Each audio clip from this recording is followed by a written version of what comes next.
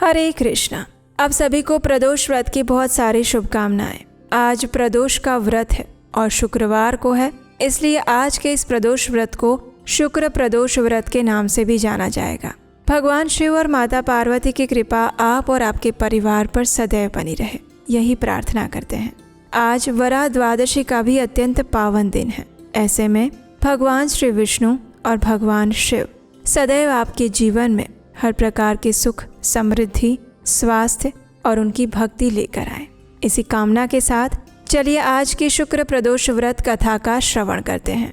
आइए आज की शुक्र प्रदोष व्रत कथा आरंभ करते हैं। श्री सूत गोस्वामी ने कहा, हे ऋषिगण, यह अत्यंत प्राचीन समय की बात है। एक नगर में 3 मित्र रहते थे।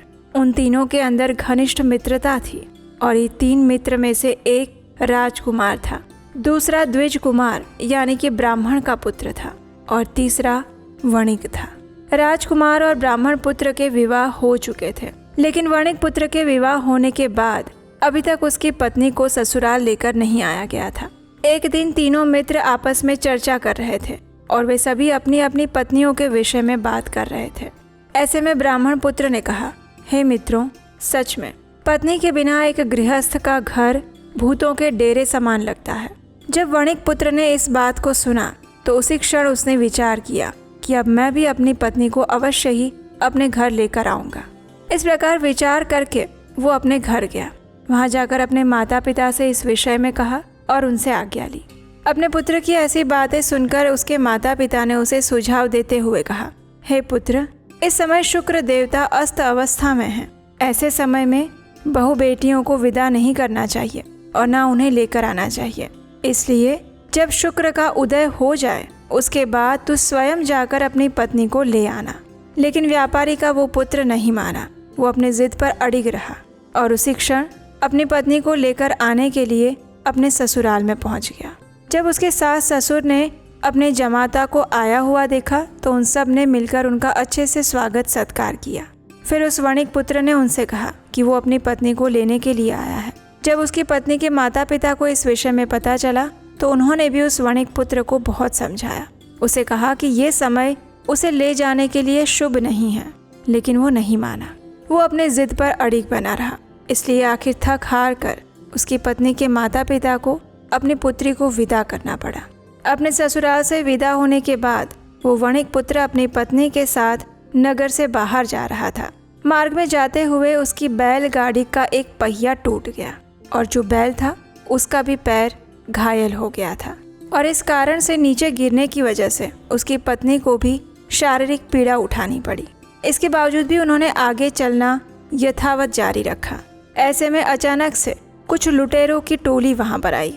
उनके पास जितनी भी धन संपत्ति थी उसे लूट लिया गया और वो वणिक पुत्र रोते हुए अपने घर पहुंचा। अब उसके पास कुछ भी धन नहीं था। जैसे उसने घर में प्रवेश किया उसी क्षण खेतों में से आने वाले एक सांप ने उसे डस लिया।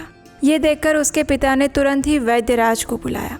वैद्यराज ने उसे औषधि का लेप तो लगाया, लेकिन उनसे यही कहा कि आपका पुत्र 3 दिन में मृत्यु को प्राप्त हो जाएगा। अब इस संपूर्ण वृतांत के विषय में उसके मित्र ब्राह्मण पुत्र को पता चला। उसी क्षण वो अपने मित्र के घर आ पहुंचा। उसने अपने वणिक मित्र के पिता से कहा कि आप इसी क्षण अपने पुत्र और उसकी पत्नी को दोनों को साथ लेकर उसके ससुराल में भेज दीजिए। वास्तव में मेरे मित्र ने शुक्र अस्त के समय में अपनी पत्नी को यहाँ लेकर आकर बहुत बड़ी भूल की है और इसी कारण से उसे इन सभी दुर्घटनाओं का सामना करना पड़ा है। अगर इन 3 दिनों से पहले उसकी पत्नी अपने ससुराल में पहुँच जाएगी तो उसका जीवन बच सकता है।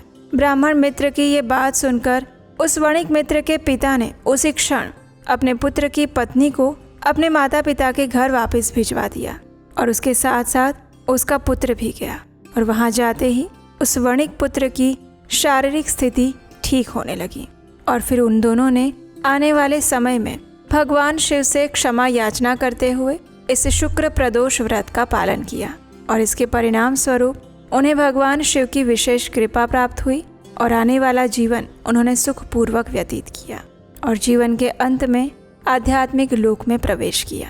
तो ये थी आज की शुक्र प्रदोष व्रत की कथा। आशा है आज की कथा आपको अच्छी लगी होगी। अगर ऐसा है तो आपके अपने चैनल उपदेशाष्टकम को सब्सक्राइब करने के साथ साथ आज की इस कथा को शेयर भी कीजिएगा आपके सभी मित्रों और परिवारजनों के साथ। भगवान शिव की कृपा आप और आपके परिवार पर सदैव बनी रहे, यही कामना हम करते हैं। हरे कृष्ण।